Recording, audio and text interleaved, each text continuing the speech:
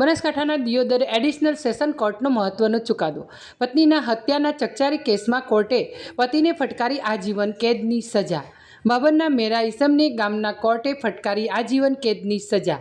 2021માં ચચાસણા ગામે પિયરથી લઈ જઈ હત્યારા પતિએ પત્નીને મીઠાના ઓગળથડી પાસે હત્યા કરી દાટી હતી। મહિલાની લાશને જમીનમાં। ચચાસણા ગામની દીકરી ગુમ થતાં પિતાએ શંકાને આધારે નોંધાવી હતી બાબર પોલીસ મથકે ફરિયાદ। પોલીસે આરોપીની સઘન પૂછપરછ કરતાં કબૂલ્યો હતો હત્યાનો ગુનો। દિયોદર કોર્ટે બાબરના મેરા ગામના ઠાકરાજી લક્ષ્મણજી ઠાકોરને રૂપિયા 7,000ના દંડ સહિત આજીવન કેદની ફટકારી સજા।